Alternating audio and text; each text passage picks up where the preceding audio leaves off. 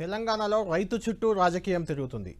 రైతు సంక్షేమంపై చర్చకు రావాలంటూ నిన్న ఎల్బీ స్టేడియం సాక్షిగా సీఎం రేవంత్ రెడ్డి చేసిన సవాల్కి మాజీ మంత్రి బీఆర్ఎస్ వర్కింగ్ ప్రెసిడెంట్ కేటీఆర్ సై అన్నారు. సీఎం రేవంత్ రెడ్డి సవాల్ను స్వీకరిస్తున్నానని, రైతు సంక్షేమానికి ఎవరేం చేశారో చర్చించేందుకు తాను సిద్ధమని, చర్చకు ఎక్కడికి రమ్మన్నా వస్తానంటూ ఆయన తేల్చి చెప్పారు. డేటు, టైము, స్థలం ఏదైనా, ఎక్కడైనా, ఎప్పుడైనా తాను రెడీగా ఉన్నాను, అదేదో రేవంత్ రెడ్డి తేల్చి చెప్పాలంటూ రేవంత్ రెడ్డి కోర్టులోకి బంతిని నెట్టేశారు.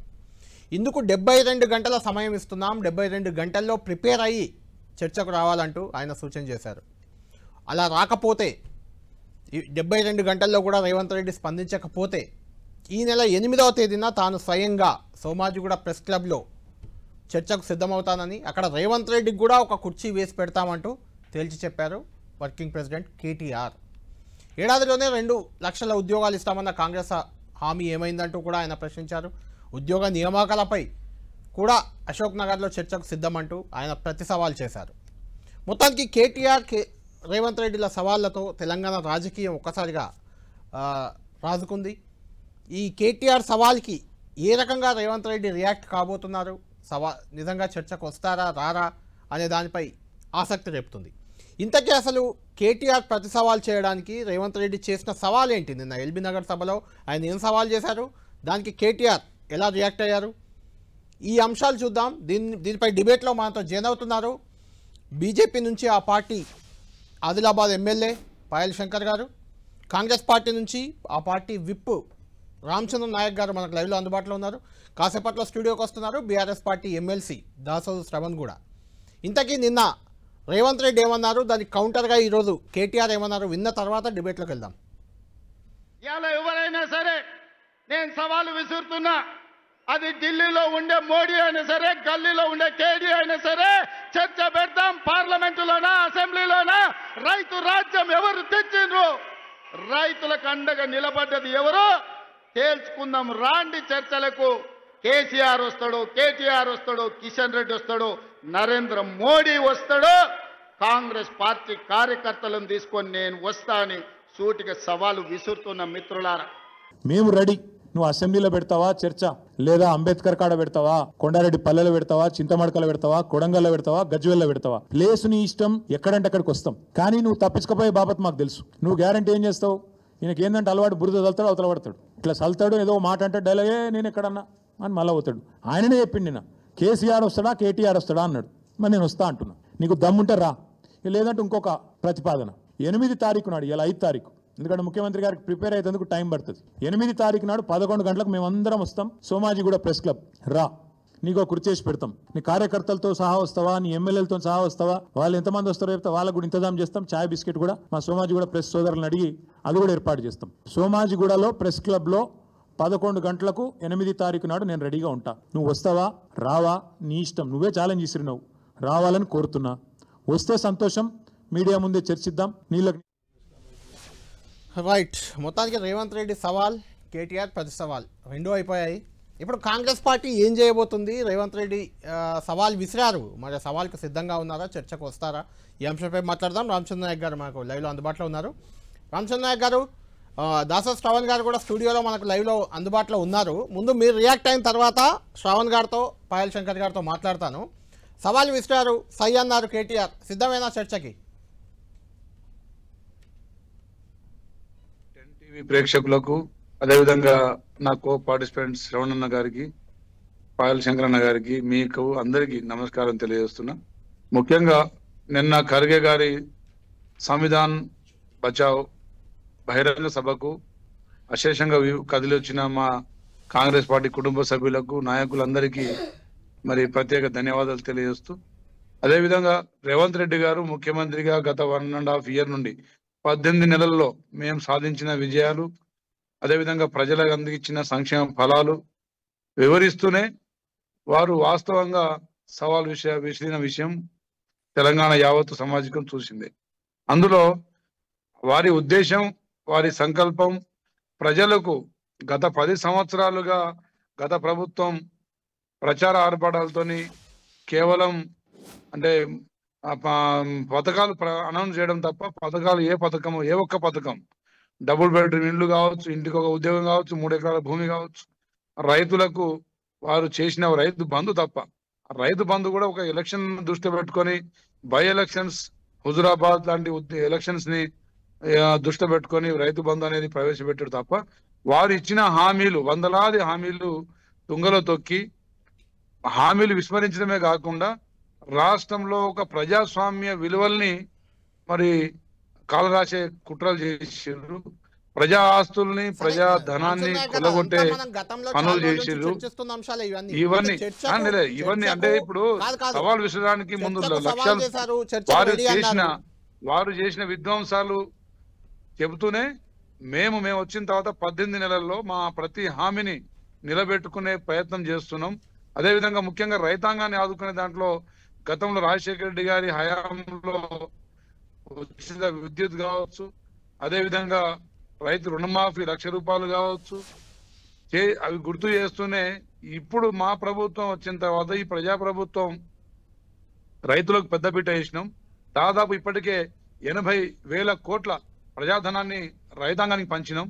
అందులో రైతు బోనస్ కావచ్చు, రైతు భరోసా కావచ్చు, రైతు రుణమాఫీ కావచ్చు, రైతు ఉచిత విద్యుత్ కావచ్చు. మీరు చేసినవి రైతుల కోసం మీరు చేసినవి చాలా అంశాలు ఉన్నాయి, బీఆర్ఎస్ చేసినవి వాళ్ళు చెప్పుకోవడానికి చాలా అంశాలు ఉన్నాయి, అటు బీజేపీ చేసింది వాళ్ళు చెప్పుకుంటారు, అది పక్కన పెడదాం. ముందు చర్చకు రెడీయా అనేది పాయింట్. ఇడ చర్చకు సవాల్ చేశారు. 8వ తేదీ రేవంత్ రెడ్డి కోసం ఒక కుర్చీ వేసి పెడతామన్నారు ప్రెస్ క్లబ్ లో. ఇప్పుడు కేసీఆర్ గారు కనుక చర్చకు వస్తే చర్చకు రావడానికి నేను మీకు మళ్ళీ వినిపిస్తాను. పీసీఆర్ మళ్ళీ ఒకసారి వినిపించండి. ఇంతకుముందు రేవంత్ రెడ్డి గారి బయట మళ్ళీ వినిపించండి. ఇవాళ ఎవరైనా సరే నేను సవాలు విసురుతున్నా, అది ఢిల్లీలో ఉండే మోడీ అయినా సరే, గల్లీలో ఉండే కేడీ అయినా సరే, చర్చ పెడతాం. పార్లమెంటులోనా అసెంబ్లీలోనా రైతు రాజ్యం ఎవరు తెచ్చిండ్రు, రైతులకు అండగా నిలబడ్డది ఎవరు తేల్చుకుందాం. రాండి చర్చలకు. కేసీఆర్ వస్తాడు, కేటీఆర్ వస్తాడు, కిషన్ రెడ్డి వస్తాడు, నరేంద్ర మోడీ వస్తాడు, కాంగ్రెస్ పార్టీ కార్యకర్త. రామచంద్ర గారు విన్నారు కదా, కేసీఆర్, కేటీఆర్, నరేంద్ర మోడీ, కిషన్ రెడ్డి నలుగురికి ఆ సవాల్. కళ్యాణ్ గారు, ఆ సవాల్కు అర్థం తెలంగాణ ప్రజానికానికి అర్థమైంది. వీరొచ్చి మేకపోతు గాంభీర్యాలు చూపించడం తప్ప చర్చకు వారు సిద్ధంగా ఉన్నారని చెప్పడమే తప్ప వారు చేసింది చెప్పడానికి వారి దగ్గర ఏముందని చెప్పి చర్చకు వస్తారు. చర్చకు రావడానికి వారికి కనీసం మానవత్వం ఉండాలి కదా, విలువలు ఉండాలి కదా. రైతాంగాలు వరి వేస్తే ఊరే అని మాట్లాడింది వాస్తవం కాదా? తెలంగాణ ప్రజానికానికి తెలియదా? కొనుగోలు కేంద్రం కొనాలని చెప్పి రాష్ట్రం కొనాలని చెప్పి కేంద్రం జాప్యం చేసి మొత్తం దళారులు మొత్తం వ్యాపారులు కొన్న తర్వాత చివర్లలో కొనుగోలు కేంద్రాలు పెట్టింది వాస్తవం కాదా? మరి మా ప్రభుత్వం వచ్చిన తర్వాత దాదాపు 2,80,00,000 టన్నులు మెట్రిక్ టన్నుల ధాన్యాన్ని ప్రతి గింజ కొంటామని చెప్పినాం. ఒక్క గింజ కూడా మార్కెట్ పోకుండా దళాల చేత పోకుండా మరి మేము కొనుగోలు చేసిన విషయం ప్రజలకు తెలియదా? అదే విధంగా కొనుగోలు కేంద్రాల్లో గతంలో కొనుగోలు కేంద్రాల్లో ఢిల్లీ మళ్ళీ వస్తాను శ్రావణ్ గారు, మీరు ఏం చేశారని చర్చకు అది మేకపోతే గాంభీర్యం తప్ప చర్చకు రావడానికి ఏముంది మీ దగ్గర అనేది పాయింట్. అంతే కదా. రామచంద్ర నాయక్ గారు సోదరులు అబద్ధాల ముఖ్యమంత్రి, ఆ ముఖ్యమంత్రికి మద్దతుగా వత్తాసుగా వచ్చినటువంటి ఒక కాబోయే స్పీకర్ గారు, వారు డిప్యూటీ స్పీకర్ గారు, స్పీకర్ గారు శ్రవణ్ గారు అంటే మాకు అభిమానం అన్న, మీరంటే కూడా మరి ఇప్పుడు ఇట్లా అబద్ధాల ఫ్యామిలీలో మీరు పని చేసుకుంటూ మా ముఖ్యమంత్రి గారిని మరి ప్రజాపాలనలో పథకాలన్నీ అందిస్తున్న ముఖ్యమంత్రిని ఇట్లా అబద్ధాల ముఖ్యమంత్రి, అబద్ధాల మరి విప్పు అని చెప్పి ఇట్లా మమ్మల్ని అవమానపరచడం మీ గౌరవానికి పాయింట్ చెప్పండి. అబద్ధాల ముఖ్యమంత్రి అనడం కరెక్ట్ కాదనేది రామచంద్ర నాయక్ గారి ఒపీనియన్. మీ పాయింట్ చెప్పండి. ఏది అబద్ధం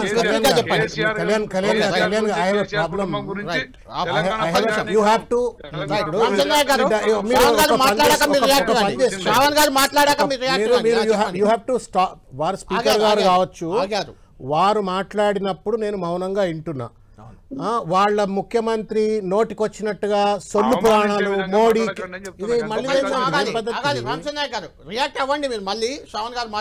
మోడీ కేడి అని చెప్పని ఇష్టం వచ్చినట్టు మాట్లాడుతూనేమో చాలా గౌరవప్రదమైనటువంటి ఒక భాష మాట్లాడుతున్నాడు. మేము అబద్ధాలు ఆడుతున్నాడు అంటే కూడా తప్పైపోతే ఇక మీరు ఏమైనా దేవునికి పుట్టినరా లేకపోతే ఏమైనా భూమి మీద ఉన్నారా లేదా మీరు చెప్పండి. మరిగా 60,000 ఉద్యోగాలు ఇచ్చినా అని చెప్పని ముఖ్యమంత్రి నిస్సిగ్గుగా నిర్లజ్జగా మాట్లాడితే అబద్ధం కాదు అది. 80,000 కోట్లు ఇచ్చినా అని చెప్పని డాక్టర్ నాయక్ గారు ఈ టీవీ సాక్షిగా చెప్తాడు, రేవంత్ రెడ్డి పబ్లిక్ సాక్షిగా చెప్తాడు. అబద్ధం కాదు అది. ఆ అబద్ధం కూడా అనద్దా? అబద్ధాన్ని అబద్ధం కూడా అనద్దా? 60,000 ఉద్యోగాలు ఇచ్చిందా రేవంత్ రెడ్డి? చెప్పండి. గుండె మీద చేయబెట్టుకొని మాట్లాడమని చెప్పండి. అంకెలతో ఇంకా ఏం అంకెలు మాట్లాడతారండి? ఎవరిని మోసం చేస్తున్నారు? ఈ అంకెలు దమ్మున్న మొగడైతే రేవంత్ రెడ్డి అశోక్ నగర్ కు వచ్చి చిక్కడపల్లి లైబ్రరీకి వచ్చి నేను 60,000 ఉద్యోగాలు ఇచ్చినా అని చెప్పండి. నేను ఆయన కాళ్ళ దగ్గర ఎందుకు అబద్ధం ఆడతారండి ఇట్లా? తెలంగాణ ప్రజానీకం దగ్గర మీరు అవమాన పాలవుతారు. రామచంద్ర నాయక్ గారు మీరు ఇట్లా అబద్ధాలు ఆడినంత ఒరిగేది లేదు, పోయేది లేదు, మీరు ఇచ్చేది లేదు, సచ్చేది లేదు. ఆ 15 సీట్లు 100 సీట్లు కాదు మీకు. కొడంగల్లో రేవంత్ రెడ్డి ఓడిపోతున్నాడు. ఇది కొత్త సర్వేల లెక్కలు. మీరు అది చెప్పిన ముచ్చట. కొడంగల్లో రేవంత్ రెడ్డి ఓడిపోతున్నాడు. నల్లమల్ల పిల్లి ఓడిపోతుంది. 8,000 ఉద్యోగాలు ప్రభుత్వ పాఠశాలలో ఉపాధ్యాయులు, రామచంద్ర గారు 1 by 1 మాట్లాడదాం. 1 by 1 మాట్లాడదాం. ఒక్క నిమిషం మీరు ఆగండి. 1 by 1 మాట్లాడదాం. మీరు చెప్పండి. మీరు సవాల్కు సై అన్నారు వ్యవసాయంపై. ఆ టాపిక్ ఆగారు. నేను ఐఎమ్ నాట్ హియర్ టు చిన్నపిల్లని కాదు, చర్చలు ఇవ్వాలి ఇన్ని వచ్చినోడిని కాదు, అడ్డ ఊకే ఎగబడి ఒర్లుకోవడానికి. వారు మాట్లాడింది నాకు నచ్చితే నేను ఒప్పుకుంటా, నచ్చకపోతే నేను రిబట్ చేస్తా. నేను మాట్లాడింది నచ్చితే వారన్నా ఒప్పుకోనండి అని, లేకపోతే రిబట్ చేయండి. ఈ క్రాస్ టాక్ చేసుకుంటూ పోతే it doesn't make sense. Sure 1 by 1 మాట్లాడదాం. చెప్పండి సార్. వారు రేవంత్ రెడ్డి గారు నిన్న 15 సీట్లు 100 సీట్లు మళ్ళా అధికారంలోకి వస్తాం, మొత్తం లోకల్ బాడీ ఎలక్షన్స్లో మేమే గెలుస్తాం అనేది అయితే మాట్లాడినరో ఇది ప్రజలను మభ్యపెట్టినరు, పచ్చి అబద్ధాలు ఆడినరు. నేను 2-3 నేను ఎక్కువ పెద్ద లోతుగా ఆ స్పీచ్ తర్వాత ఆయన మోడీ అంటాడు, కేడీ అంటాడు. మరి కేడీ 89 కేసులున్నోడు కేడీ అవుతాడా? లేకపోతే తెలంగాణ రాష్ట్రాన్ని పట్టుకొచ్చి ఉద్యమ నాయకుడై 10 ఏళ్ళు ముఖ్యమంత్రిగా పనిచేసి పర్ క్యాపిటల్ ఇన్కమ్ పెంచినోడు, జిఎస్టీపీ పెంచినోడు, రైతుల జీవితాల్లో వెలుగు నింపినోడు కేడీ అవుతాడా? తెలంగాణ సమాజాన్ని సమాధానం చెప్పమని చెప్పి నేను కోరుతున్నా. ఈ చిల్లర మల్లర మాటలు మాట్లాడేటోళ్ళు గౌరవాల గురించి మాట్లాడతారు. మళ్ళీ నేనేమంటున్నా అంటే రేవంత్ రెడ్డి గారు రైతు రుణమాఫీ చేసినా అన్నారు. మీరు 45 లక్షల మంది రైతులు 2 లక్షల రుణానికి అర్హులు అని, రుణమాఫీకి అర్హులు అని చెప్పిండ్రు. మీరు చేసిన దాంట్లో సగం కూడా చేయలేదు. మీరు చేసి మేము మొత్తం రుణమాఫీ చేసినామని చెప్పానంటే కోట శ్రీనివాసరావు కోడి లాంటి ముచ్చట్లే కదా ఇది. ఒకటి. రెండవది, మేము 60,000 ఉద్యోగాలు ఇచ్చినాము అని చెప్పని మాట్లాడుతున్నారు. ఈ 60,000 ఉద్యోగాలలో రేవంత్ రెడ్డి గారు గుండె మీద చేయబెట్టుకొని పెద్దమ్మ తల్లి దగ్గర, ఇంకెక్కడనో ఆ దేవుడు ఈ దేవుడు ఎక్కడికొద్దు, ఆయన ఇంటి పక్కనే ఉన్న పెద్దమ్మ తల్లి గుడి దగ్గర మా విష్ణువర్ధన్ రెడ్డి గారు పీజేఆర్ గారు కొడుకు, ఆయనను కూడా పిలిపిస్తా, పెద్దమ్మ తల్లి గుడి దగ్గర ఇద్దరం నిలబడదాం. ఆయన రమ్మనండి, నేను నిలబడదాం. రామచంద్ర నాయక్ గారిని మధ్య రండి, కళ్యాణ్ గారు మీరు కూడా రండి. ఏ డేట్ నాడు రేవంత్ రెడ్డి గారు నోటిఫికేషన్లు ఇచ్చిండ్రు? ఆ నోటిఫికేషన్లు కేసీఆర్ గారు ఇచ్చిన ప్రభుత్వం ఇచ్చిన నోటిఫికేషన్లా, రేవంత్ రెడ్డి గారు ఇచ్చిన నోటిఫికేషన్లా మొత్తం 60,000 కనుక రేవంత్ రెడ్డి గారి ప్రభుత్వంలోనే నోటిఫికేషన్లు వచ్చినాయి. రిక్రూట్మెంట్ జాబ్స్ ఐడెంటిఫై చేసిండ్రు, నోటిఫికేషన్ ఇచ్చిండ్రు, తర్వాత రిక్రూట్మెంట్ కంప్లీట్ చేసిండ్రంటే రేవంత్ రెడ్డి గారి దగ్గర బొక్క బోర్లా పెద్దమ్మ తల్లికి దండం పెట్టి ఆయన కాళ్ళకి దండం పెట్టి వెళ్ళిపోతా. 60,000 నియామక పత్రాలు ఇచ్చారు.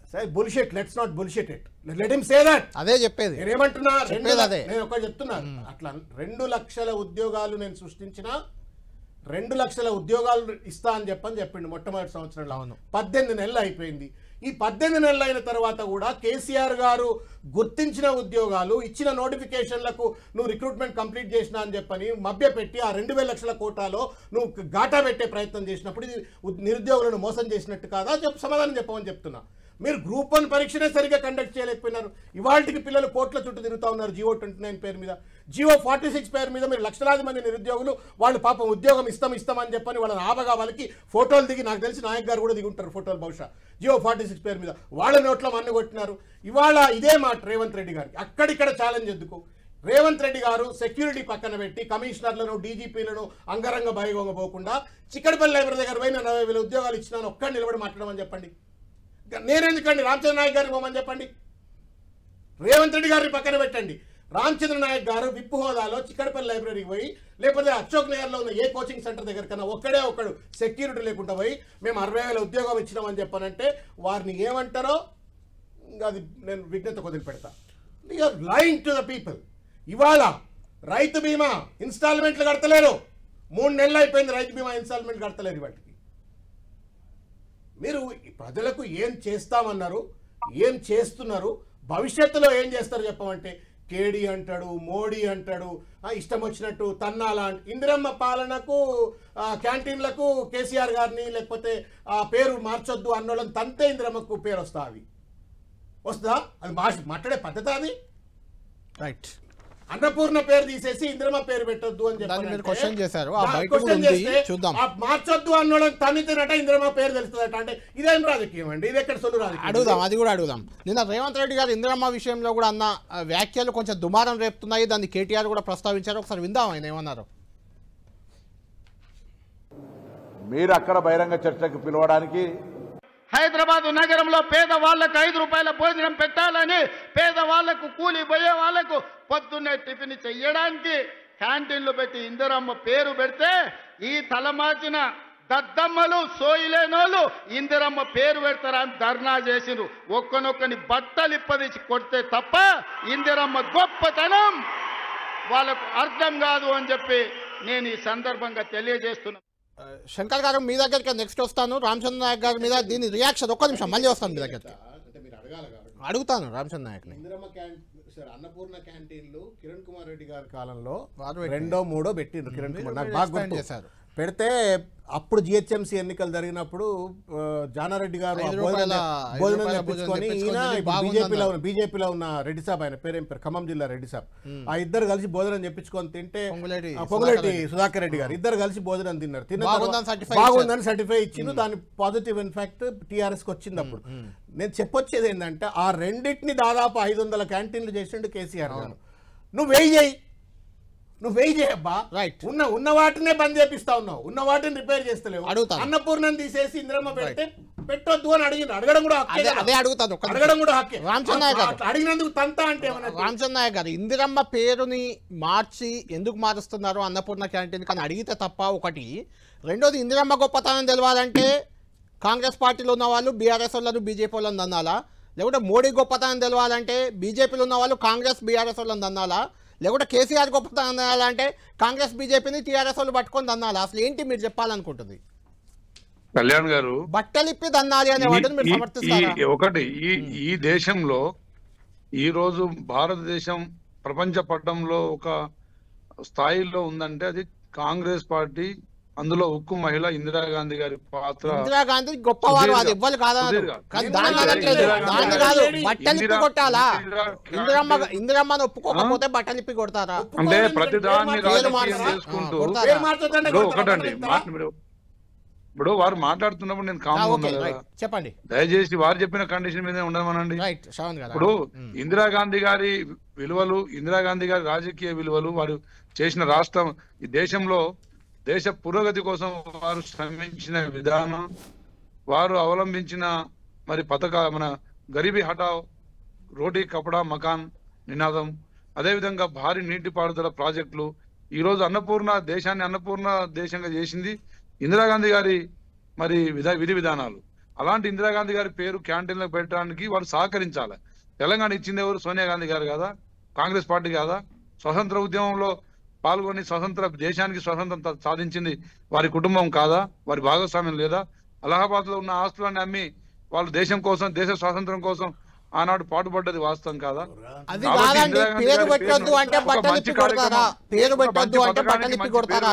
ఒక మంచి పథకానికి మంచి పేరు పెట్టాలనుకున్నప్పుడు దానికి సహకరించాలి తప్ప దాన్ని కూడా అడ్డుపడడం, వాటిని కూడా విమర్శించడం అనేది రాజకీయంగా అది కరెక్ట్ కాదనేది మా ముఖ్యమంత్రి గారి ఉద్దేశం. అదే చెప్పడంలో ఆవేశం ఉందంటే ఆ ఆవేశం రప్పించడంలో ఈ నాయకులు టిఆర్ఎస్, కేసీఆర్ కుటుంబ సభ్యులు ఎంతగా వారిని మరి ఇబ్బంది పెడుతున్నారు అనేది కూడా ప్రజలు అర్థం చేసుకుంటారు. దాంట్లో వాస్తవాలు ఉన్నాయి కాబట్టి వారు ఆవేశంగా ఆవేదన వ్యక్తం చేశారు. పాయల్ శంకర్ గారు వింటున్నారు చాలా సేపటి నుంచి మా డిబేట్. శంకర్ గారు, ఇప్పుడు మీరు రియాక్ట్ అయ్యే టైం వచ్చింది. ఇందులో మోడీ వస్తారా, కేడీ వస్తారా వ్యవసాయానికి చర్చకు అనేది ఒక పాయింట్. రెండోది, ఇందిరమ్మనే తెలంగాణలో చాలా జాతీయ సంస్థల్ని, జాతీయ కేంద్రాలను ఇక్కడికి తెచ్చారు. మోడీ ఒక్కడి కూడా తేలేదు. 15 లక్షల రూపాయలు ప్రతి అకౌంట్లో వేస్తున్నారు, వేయలేదు. ఇలాంటివి కూడా మల్లికార్జున ఖర్గే గారు మాట్లాడారు. ఇప్పుడు వీళ్ళు మాట్లాడింది ఇద్దరు బీఆర్ఎస్ కాంగ్రెస్ నేతలు మాట్లాడింది విన్నారు. ఇందిరమ్మ గొప్పతనం తెలవాలంటే బట్టలు ఇప్పి కొట్టాలని ముఖ్యమంత్రి గారి వ్యాఖ్యలు కూడా విన్నారు. రియాక్ట్ అవ్వండి మీరు, బీజేపీ తరఫున ఏదో రియాక్ట్ అవుతారు. మిమ్మల్ని కూడా చర్చకు పిలిచారు, కిషన్ రెడ్డి వస్తారా మోడీ వస్తారా అని. చర్చకు సిద్ధంగా ఉందా బీజేపీ?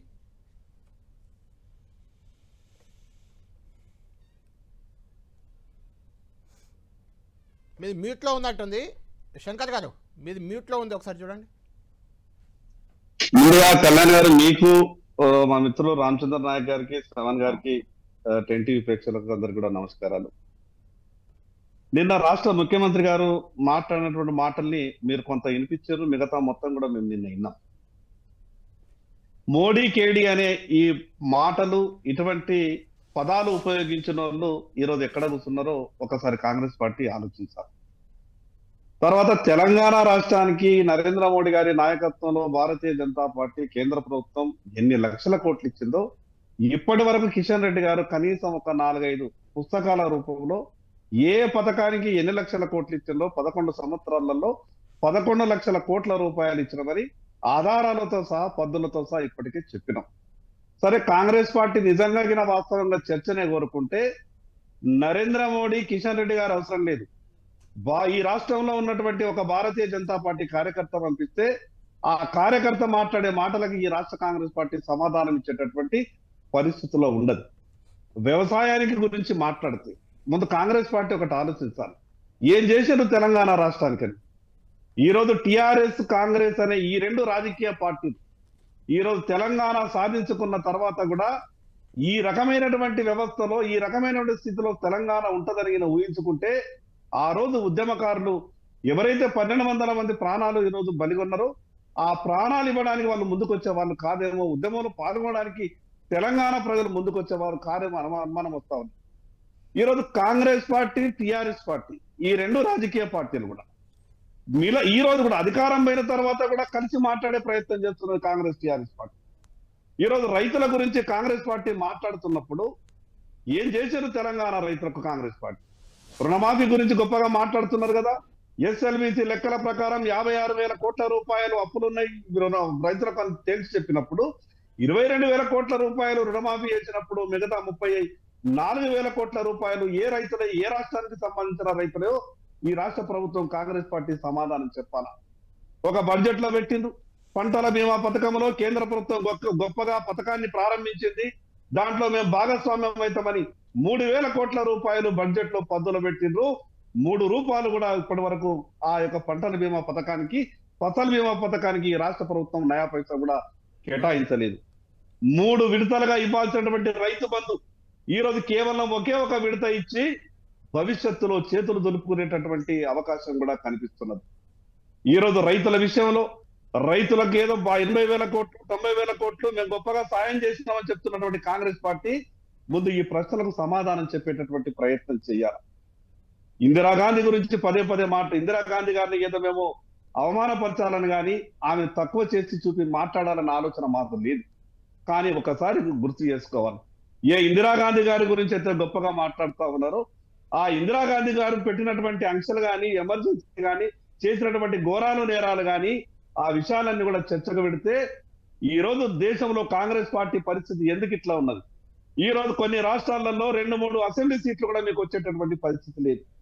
ఈ రోజు కార్యకర్తలని ఉత్సాహపరచడానికి ఈ రాష్ట్ర ముఖ్యమంత్రి గారు మాట్లాడుతుండొచ్చు, కానీ వాస్తవాలు ఏందని తెలంగాణ ప్రజలు ఇప్పటికే గమనించారు. 2 రాజకీయ పార్టీల వల్ల ఈ రోజు తెలంగాణ రాష్ట్రం నష్టపోయింది.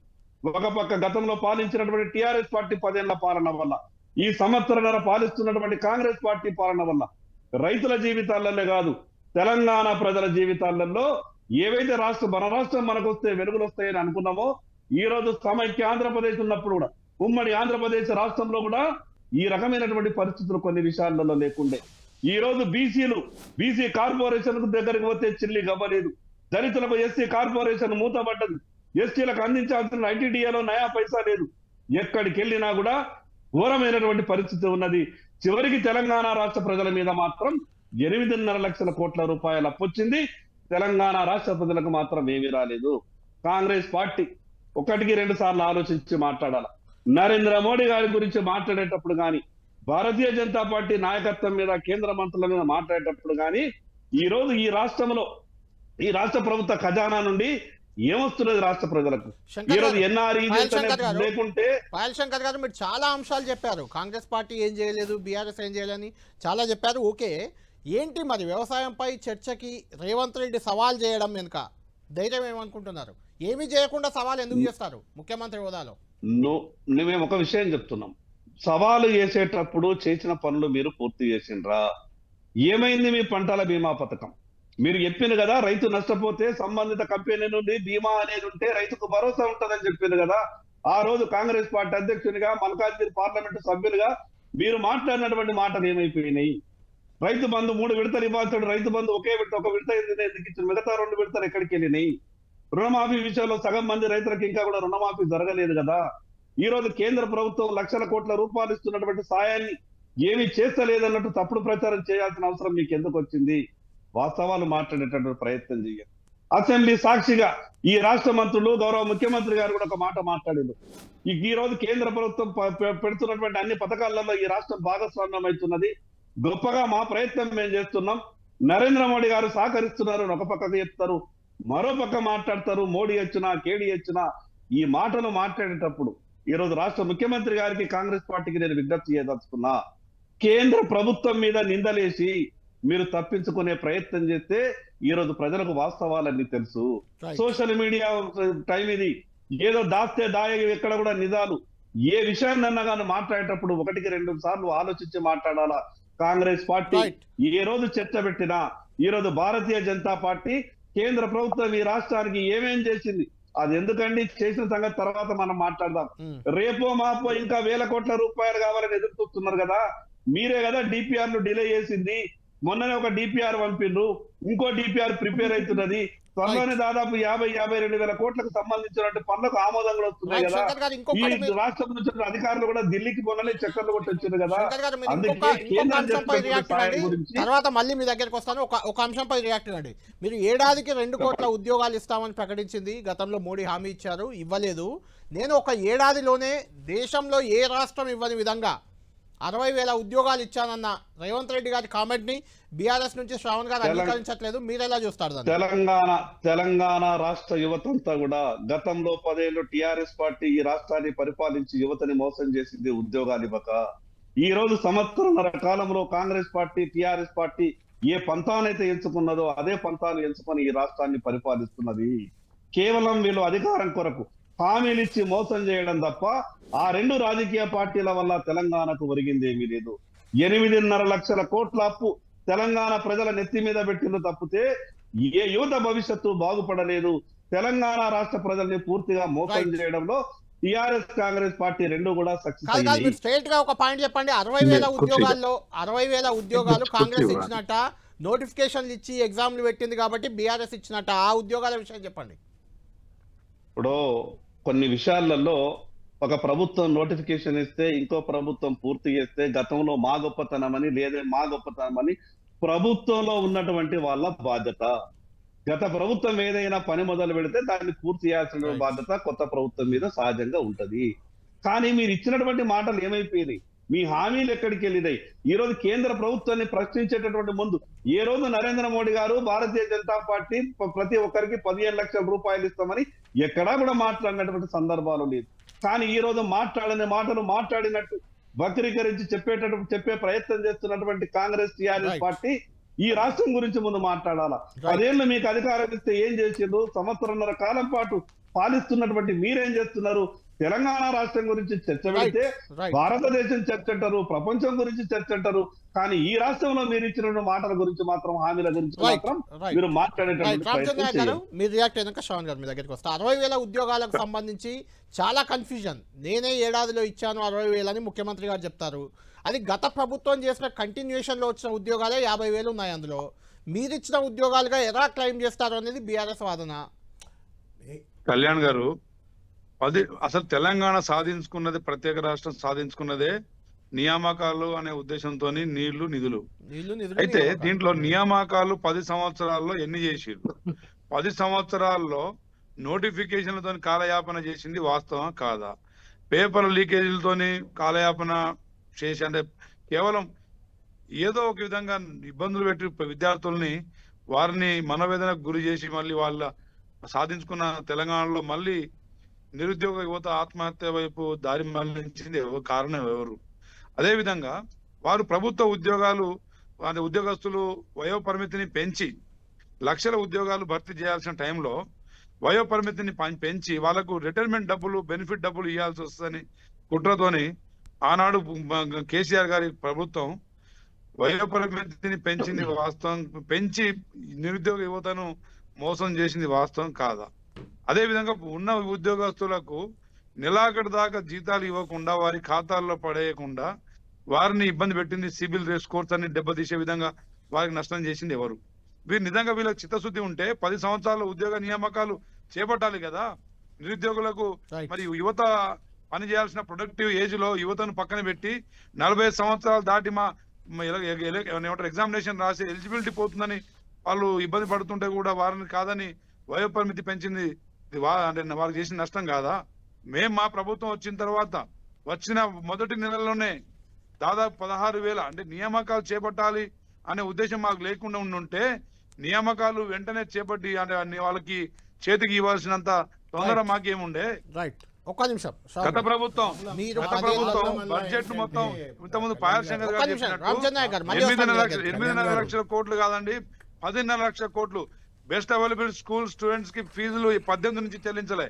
మా గిరిజన దళిత సోదరులకు సబ్సిడీలు పావుల వడ్డీలు తీసుకున్న ఇండస్ట్రీ కానీ 18 నుంచి బిల్లులు చెల్లించలే. ఒక్క నిమిషం కళ్యాణ్ గారు, ఆర్థిక వ్యవస్థ తెలియాలి.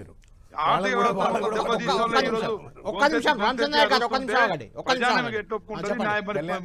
నాయకులు ఏ విధంగా ఆవేదన గురిస్తారు మీరు ఆలోచించాలి.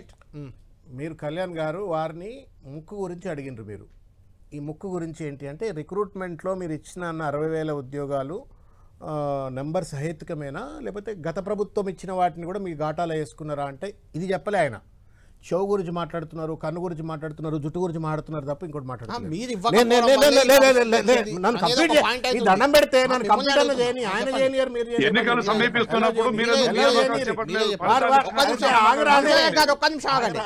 చెప్పండి. ఇగో సార్ నేను డేటాతోటే చెప్తున్నా సార్.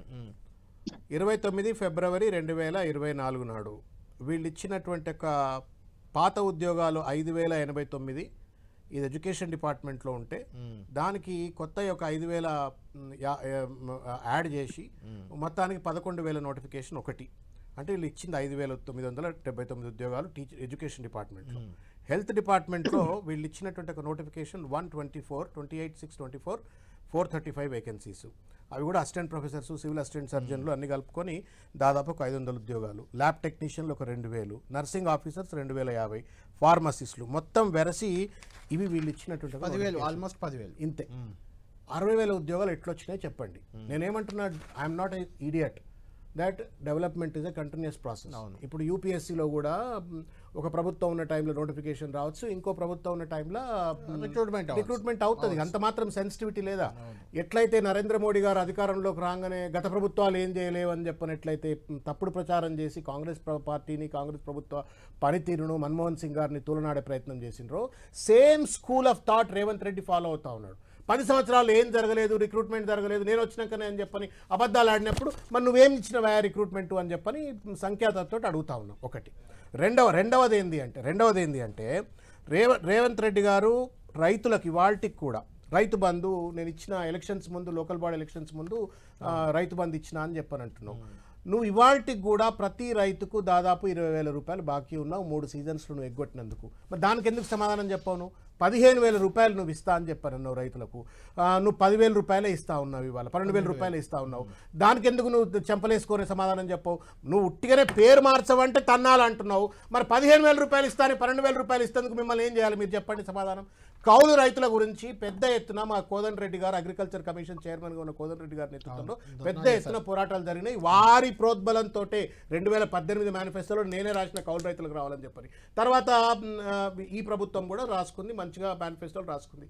మరి వాళ్ళకి మీరు 12,000 రూపాయలు ఇవ్వకపోతే మిమ్మల్ని ఏం చేయాలి చెప్పండి? పేరు మార్చొద్దు అంటే దెబ్బలు తన్నాల మమ్మల్ని. కానీ ఇచ్చిన వాగ్దానాన్ని అమలు చేయకుండా మీరు కనీసం నన్ను క్షమించండి, నేను తప్పు వాగ్దానం చేసినా అమలు చేయలేకపోతున్నా అన్నటువంటి ముఖ్యమంత్రి గారిని ప్రభుత్వాన్ని ఏం చేయాలి సమాధానం చెప్పండి. అబద్ధాలు ఆడుతా ఉన్నారు. 1,00,000 కోట్ల రూపాయల పెట్టుబడి తెచ్చేసినారు, 3,00,000 కోట్ల రూపాయల పెట్టుబడులు, 1,00,000 ప్రైవేట్ సెక్టర్ లో ఉద్యోగాలు చెప్పని ఖర్గే గారి సమస్యల్లో అబద్ధాలు ఆడితే దాన్ని మీడియాలో పెడితే మేము ఏం చేయాలా? ఇప్పుడు శ్రవణ్ గారికి ఒక సమాధానం చెప్పమానండి. చెప్పండి. ఇదే నియామకాలు మీరు ఎన్నికలు సమీపిస్తున్నాయని తెలిసి మీరు నియామకాలు గతంలో మీరెందుకు ఇయ్యలేదు?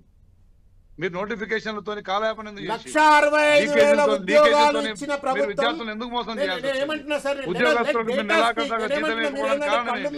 మీరు ఆర్థిక ధనిక రాష్ట్రంలో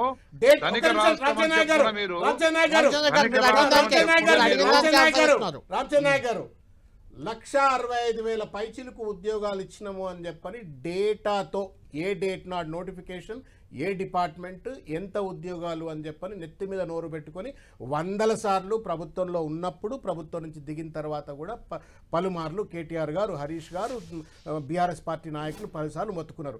కానీ తెలిసినోడికి చెప్పొచ్చు, తెలవనోడికి చెప్పొచ్చు. కానీ తెలిసి తెలవనట్టు నటిస్తున్నటువంటి ఒక ఇవాళ ఈ ప్రభుత్వ పెద్దలకు ఎట్లా చెప్పాలా? ఒకటి. రెండవది, నేను అడుగుతున్న సూటిగా రేవంత్ రెడ్డి గారిని, నాయక్ గారు కూడా చెప్పాలా. మీరే చెప్పిండ్రు కదండి ఎంప్లాయ్మెంట్ క్యాలెండర్ అని చెప్పని, పెద్ద ఎత్తున మీరు ఎంప్లాయ్మెంట్ క్యాలెండర్ డిక్లేర్ చేశారు. What happened to that calendar చెప్పండి. మీరు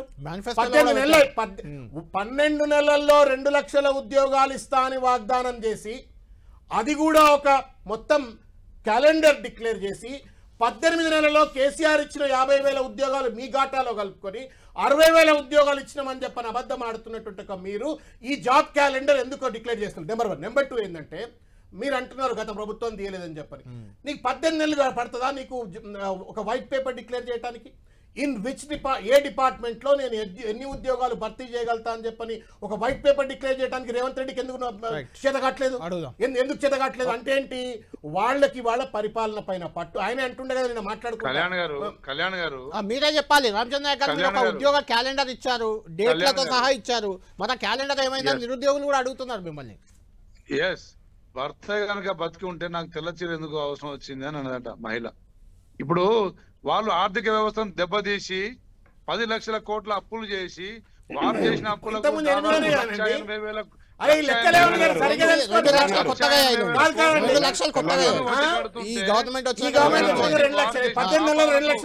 వారు చేసిన పాపాలని మేము కడుగుతుంటే వారు అన్ని మూసుకొని కూర్చొని మమ్మల్ని అభినందించాల్సి పోయి చెప్పండి.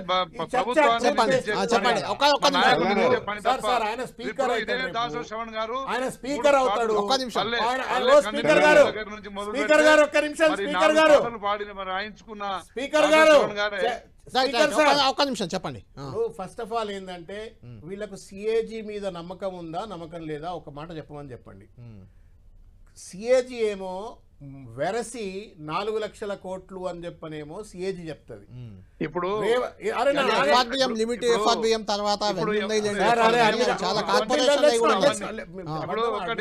కార్పొరేషన్ కూడా ఉన్నాయి కదా. అప్పుడు 4 లక్షల కోట్ల చెప్పని సిఏజీ అంటది. రేవంత్ రెడ్డి 18 నెలల్లో 2 లక్షల కోట్లు సర్పంచులు 2 లక్షల తర్వాత ఆయన మాట్లాడుతూ రిటైర్డ్ ఉద్యోగుల గురించి మాట్లాడారు. ఇవాళ రిటైర్డ్ ఉద్యోగులు కోర్టులకు పోతే తప్ప వాళ్ళ రిటైర్మెంట్ బెనిఫిట్స్ రావట్లేదు.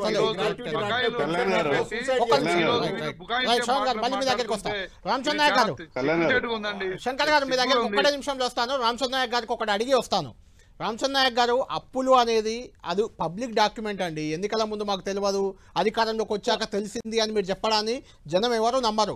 అప్పులు ఎన్ని ఉన్నాయో కూడా తెలియకుండా మీరు మేనిఫెస్టో పెట్టారు, హామీలు ఇచ్చామంటే అది మీ తప్పే అవుతుంది.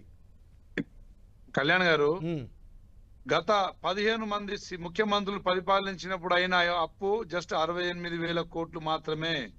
రెండవది, కేసీఆర్ గారు పగ్గాలు చేపట్టే నాటికి 1800 కోట్ల మిగులు బడ్జెట్ తో ఏర్పడ్డ రాష్ట్రం.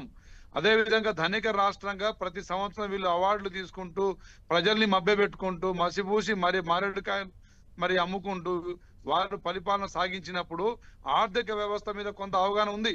రాష్ట్రం అప్పులో ఉందనే విషయం తెలుసు. కానీ అది మరీ 10.5 లక్షల కోట్లు దాటుతున్న విషయం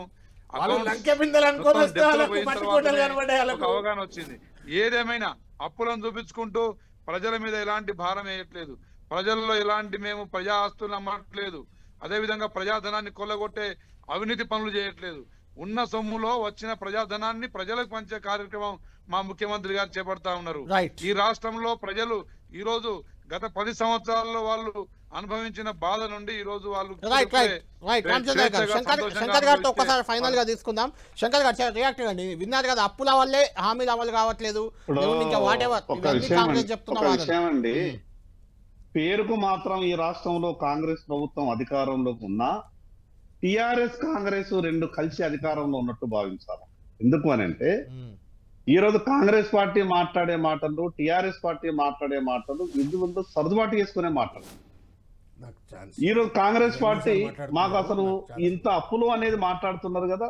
నేను పదే అడిగిన ఒక విషయం, రాష్ట్ర కాంగ్రెస్ పార్టీ అధ్యక్షునిగా, మల్కాజ్గిరి పార్లమెంటు సభ్యునిగా పార్లమెంట్ లో రేవంత్ రెడ్డి గారు తెలంగాణ రాష్ట్ర ఆర్థిక పరిస్థితిపై సుదీర్ఘంగా మాట్లాడింది. అంటే తెలంగాణ రాష్ట్ర ఆర్థికం ఏ రకంగా ఉన్నదో ఆ రోజు తెలుసు. ఈ రాష్ట్ర ఆర్థిక పరిస్థితి టిఆర్ఎస్ పార్టీ అంతా దిగజార్చిన మాట వాస్తవం ఒక పక్కకైతే, ఈ రాష్ట్ర ఆర్థిక పరిస్థితి తెలిసిన తర్వాత మీరు అమలుకు సాధ్యం కానటువంటి లక్షల కోట్ల హామీలు ఎట్లిచ్చిండ్రు. ఈ రోజు టిఆర్ఎస్ పార్టీ 5 ఏళ్లలో 7.5 లక్షల కోట్ల అప్పు చేసిందని ఒక పక్క చెప్తే, ఈ రోజు కాంగ్రెస్ పార్టీ సంవత్సరానికి 1,70,000 కోట్ల అప్పు చేస్తున్నది. అంటే 5 ఏళ్లు తెలంగాణ రాష్ట్రాన్ని వీళ్ళు పరిపాలిస్తే 8.5 లక్షల కోట్ల రూపాయలు తెలంగాణ ప్రజల మీద అప్పుల భారం మోపుతారు అన్నట్టు. తప్పకుండా అదే రకమైనటువంటి ఆలోచన కనిపిస్తా ఉన్నది. అందుకే మేము పదే చెప్తున్నాం, తెలంగాణ రాష్ట్ర భవిష్యత్తును ఈ రెండు రాజకీయ పార్టీలు కూడా ఇబ్బందులోకి నెట్టుకున్నాయి. 10 ఏళ్లు పాలించిన టిఆర్ఎస్ పార్టీ ఆ పనే చేసింది. 5 ఏళ్లు అవకాశం ఇచ్చి ఏమన్నా కాంగ్రెస్ పార్టీ కూడా అదే రకమైనటువంటి రామచంద్ర నాయక్ గారు అసెంబ్లీ సాక్షిగా రేవంత్ రెడ్డి గారే చెప్పారు 1,58,000 కోట్లు అప్పైందని మీరు అధికారంలోకి వచ్చాక.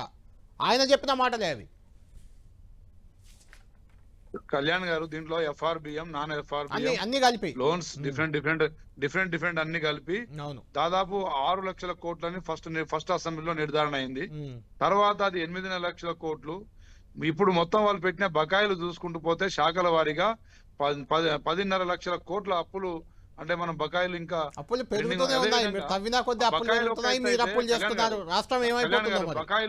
బకాయిలు అప్పులు ఒక ఎత్తు అయితే, దాదాపు 1,80,000 కోట్లు అసలు వడ్డీ ప్రతి సంవత్సరం బ్యాంకర్స్ ముక్కుపిండి అధిక వడ్డీ, అంటే వారు తేవాల్సిన వడ్డీ అంటే అమౌంట్ కూడా అధిక వడ్డీతో తీసుకొచ్చారు. కాబట్టి దాదాపు సంవత్సరం మన బడ్జెట్ దాదాపు 2 లక్షల పైన చిల్లుకైతే 1,80,000 కోట్లు అసలు వడ్డీ కట్టాల్సి వస్తుంది. దానికి ఈ రాష్ట్రంలో కట్టాల్సిన పరిస్థితి తెచ్చిన దరిద్రులు ఎవరంటే మాట్లాడరు. అదే విధంగా కేంద్రం వచ్చేసి దాదాపు 200 కోట్ల అప్పులు కేంద్రం చేసి విద్యార్థులకు ఉపాధి కల్పించకుండా, కొత్తగా ఒక పరిశ్రమలు నెలకొల్పకుండా, ఎలాంటి విద్యా సంస్థలు నెలకొల్పకుండా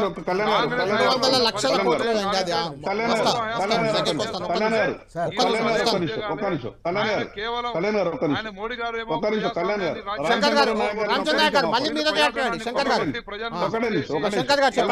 మాటలు మస్తుగా మాట్లాడుతున్నారు.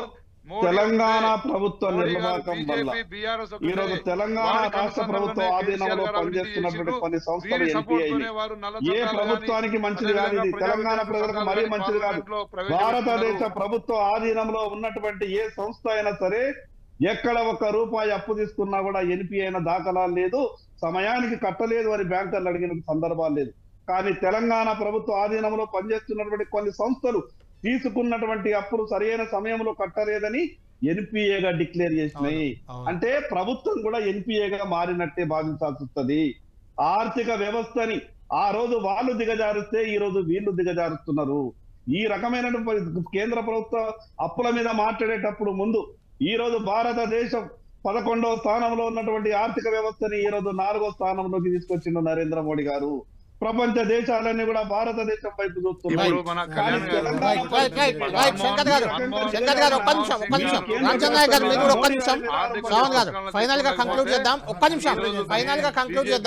అయితే మీ చర్చకి మీరు సవాల్, రేవంత్ రెడ్డి గారి చర్చకు సవాల్కి కేటీఆర్ గారు రియాక్ట్ అయ్యారు. చర్చకు రెడీ అన్నారు. అది ఎక్కడికి ప్రెస్ క్లబ్ కూడా 8వ తేదీ పోబోతున్నారు. దానిపై పొన్నం ప్రభాకర్ రియాక్ట్ అయ్యారు. ఆయన ఏమన్నారో ఒకసారి చూద్దాం. కేసీ అసలు మోసగాడు ఇంట్లో పండుకొని కేటీఆర్ పంపిస్తా అంటే ఒప్పుకునేది. మీరు అక్కడ బహిరంగ చర్చకు పిలవడానికి అవకాశం కానీ అది సరి అయినటువంటి విధానం కాదు. మీకు శాసనసభ్యుడిగా హోదా, ప్రజలిచ్చిన అవకాశంకు చర్చ చేసేటువంటిది శాసనసభ. నేను కేటీఆర్ గారికి చెప్తా ఉన్నాను, సవాల్ చేస్తా ఉన్నాం, చర్చ బషీర్బాగ్ నుంచి శాసనసభకు మార్చండి. మా ముఖ్యమంత్రి గారు కోరినట్టుగా శాసనసభలో తెలంగాణ ప్రజలు లైవ్ చూడంగా ఈ చర్చ ఏం జరుగుతుంది. రైట్, బహిరంగ చర్చ కాదు శాసనసభలో చర్చ అంటున్నారు. అంటే చర్చకు రెడీ అన్నట్ట ఎట్లా చూడాలి దాన్ని? కళ్యాణ్ గారు ఒక్క నిమిషం శ్రావణ్ గారు. కేసీఆర్ ఈ ఆయన మాట్లాడకే ఊకే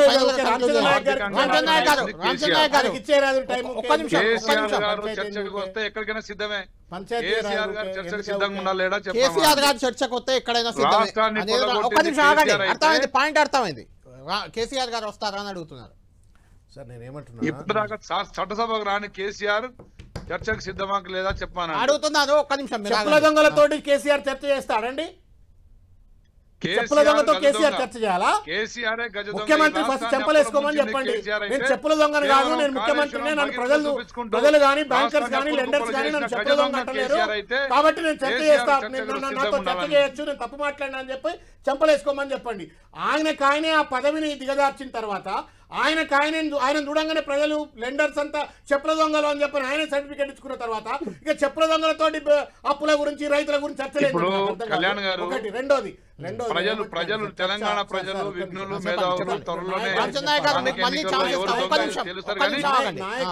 తెలుస్తారు కానీ కేసీఆర్ ఇప్పటిదాకా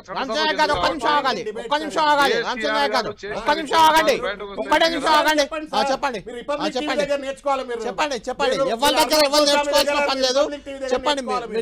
మీరు అట్లన్నా మాట్లాడితే పీసీఆర్ తోనే కంట్రోల్ చెప్పండి. శ్రావణ్ గారు నేనేమంటున్నా అంటే, సార్ ఇప్పుడు రేవంత్ రెడ్డి గారు ఇష్టం వచ్చినట్టు మాట్లాడి ఆ మాట్లాడినందుకే అధికారంలోకి వచ్చిన అనే భ్రాంతిలో ఆయన ఉంటే ఉండొచ్చు కాక, కానీ రామచంద్ర నాయక్ గారికి శోభనివ్వదు. ఆయన ఒక మంచి సివిలైజ్డ్ డాక్టర్. ఏది పడితే అది మాట్లాడి ఆ పార్టీకి ఉన్న పరువును ప్రతిష్టను మంట కలిపేస్తూ ఉండే రేవంత్ రెడ్డి. ఆయనకు తోడుగా రామచంద్ర నాయక్ దయచేసి ఘాట కట్టొద్దు అని చెప్పి నేను కోరుకుంటున్నా. మోసగాడు, లేకపోతే ఇష్టం వచ్చినట్టుగా దరిద్రుడు మోసగాడు అని చెప్పని ఇష్టం వచ్చినట్టు మాట్లాడు. ప్రజాధనాన్ని కొల్లగొట్టిన ఏ మాటతో అనగలుగుతాం? అరే లుటేరానండి నీ ముఖ్యమంత్రి, లుటేరా.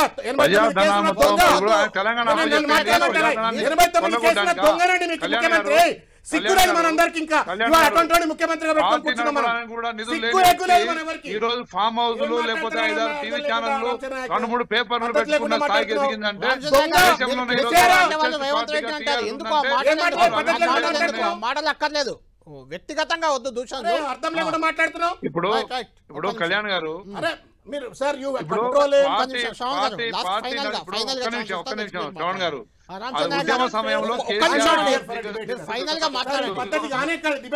శ్రవణ్ గారే లైన్ లో ఉండండి. ఒక్క నిమిషం ఆగండి, ఫైనల్ గా కంక్లూడ్ చేద్దాం. రేవంత్ రెడ్డి అట్లనే మోడీ కేడని మాట్లాడుతున్నా, అదే అడుగుతున్నానండి. ఒక్క నిమిషం, అదే అడుగుతున్నాను. రామచంద్ర నాయక్ గారు, మీరు కేసీఆర్ని లేకుంటే మోడీని, వాళ్ళు రేవంత్ రెడ్డిని వ్యక్తిగతంగా మోడీ కేడీ ఏంటండి? కేసీఆర్ అనాలి కదా, మోడీ కేడీ ఏంటి? ఆ వాడు ఎలా వాడతారు? ఒక మాజీ ముఖ్యమంత్రి బీఆర్ఎస్ రాష్ట్ర అధ్యక్షుడిని అలా మాట్లాడతారు. ఈ దేశ ప్రగతిని అంటే నిరోధకుడుగా మోడీ నిరోధకులని వాళ్ళు అంటారు. అప్పుడు రేవంత్ రెడ్డి నిరోధకుడు అంటారు వాళ్ళు. అది కాదు కదా, చెప్పండి. వ్యక్తిగత దూషణలు ఫైనల్ కంక్లూడ్ చేయండి. మట్టి దల్లుకోవడం కోసం అయితే టీవీ9 10 టీవీ వేదిక కావాల్సిన అవసరం లేదు. రోడ్డు మీద నిలబడుకుంటే నువ్వే తూకిత్తా మైకిత్తా దిస్ ఇస్ నాట్ ఫేర్. చెప్పండి. చిల్లరగా మాట్లాడుకోవచ్చు, తప్పు లేదు. కానీ కేసీఆర్ అభివృద్ధి నిరోధకుడు అయితే 1,15,000 కోట్ల ఉన్న పర్ క్యాపిటా ఇన్కమ్ 4.5 లక్షల కోట్ల రూపాయలు ఉట్టిగానే పెరిగిపోయిందా? జిఎస్డిపి దాదాపు 15 లక్షల రూపాయల వరకు జిఎస్డిపి ఉట్టిగానే పెరిగిందా? సమాధానం చెప్పాలా. పర్ క్యాపిటా ఇన్కమ్ కావచ్చు, జిఎస్డిపి కావచ్చు, ప్యాడీ ప్రొడక్షన్ కావచ్చు, కరెంటుకు సంబంధించిన కష్టాలు కావచ్చు, రాష్ట్రాన్ని మొత్తం ఇవాళ టైమ్స్ ఆఫ్ ఇండియా పేపర్లో ఉందండి. The farmer suicides is lowest in the country. Telangana అంటే ఏం కేసీఆర్ కష్టపడకుండానే ఏం చేయకుండానే రేవంత్ రెడ్డి 18 నెలల్లో తనకు తాను చెప్పుల దొంగ అని సర్టిఫికేట్ వేసుకుంటే స్టేట్ అభివృద్ధి చెందింది అని చెప్పని వీళ్ళు మాట్లాడితే ఏ మాటలు అవి నాకు అర్థం కాదు. Development is the continuous process. నేను ఇవాళ బ్యాటన్ నేను ఉరుకుతున్నప్పుడు నేను అభివృద్ధి చేస్తాను, నువ్వు వచ్చినప్పుడు నువ్వు అభివృద్ధి చేస్తావు. కానీ గతం ఏం చేయలేదని ఎవడు మాట్లాడినా, నరేంద్ర మోడీ గారి ప్రభుత్వం జవహర్లాల్ నెహ్రూనన్నా మన్మోహన్ సింగ్ అన్న తప్పే, రేవంత్ రెడ్డి కేసీఆర్ గారినన్నా తప్పే.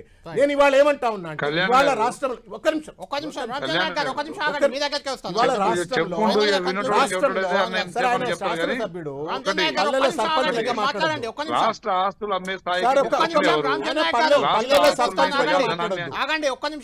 ఇవాళ రాష్ట్రంలో ముఖ్యమంత్రి హోదాలో ప్రభుత్వ హోదాలో ఉన్న పెద్దలు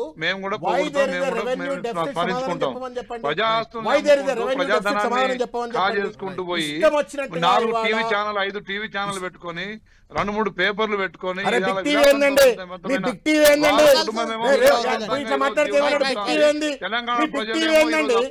కేసీఆర్ అంటే 10 ఏళ్ళు ముఖ్యమంత్రి టీవీ ఛానల్ ఉంది, పేపర్ ఉంది, తెలంగాణ ఉద్యమం కోసం పెట్టిండు. రేవంత్ రెడ్డి ఎవరి కోసం పెట్టిండు? బ్లాక్ మెయిల్ కోసం పెట్టిండా? బిగ్ టీవీ బ్లాక్ మెయిల్ కోసం పెట్టిండా? ఆర్డీఓలను ఎంఆర్ఓలను కోటర్లో పెట్టుకొని బ్లాక్ మెయిల్ కోసం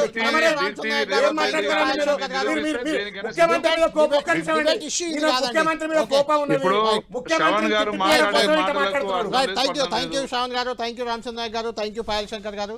మొత్తానికి వ్యవసాయం రైతులపై చర్చ కాస్త జరుగుతుందో లేదో తెలియదు కానీ టీవీ డిబేట్లో మాత్రం ఆ చర్చ మరోవైపు వెళ్తుంది. ఏదేమైనా రేవంత్ రెడ్డి సవాల్కి కేటీఆర్ స్పందించారు, చర్చకు రెడీ అన్నారు, సై అన్నారు. మరి చర్చకు రేవంత్ రెడ్డి వస్తారా?